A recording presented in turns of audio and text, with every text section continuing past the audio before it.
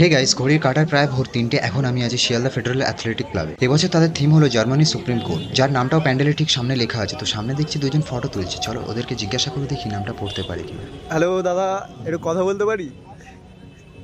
হ্যাঁ, ওই যে দেখছেন ওই যে প্যান্ডেলের গায়ে যে কোর্টটার নামটা লেখা আছে, আপনি ওটা বলতে পারবেন কি লেখা আছে?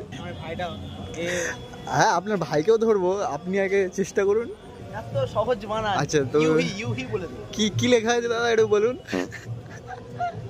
খুবই সহজ বানান। এটা হচ্ছে বান্ডেস ঠাংজিশ্রী, এটা হচ্ছে জাপানি ভাষা। আচ্ছা ঠিক আছে দাদা, আপনার হয়নি ঠিক আছে, আপনি বলতে পারবেন কি?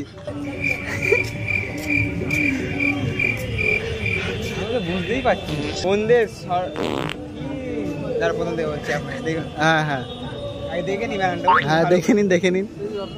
সন্দেশ সার্ভেলেন্স ট্যাঙ্কস এরকম কিছু একটা লেখা আছে। না দাদা হয়নি, আপনারও হয়নি। আপনি কি আর একবার চেষ্টা করতে চান?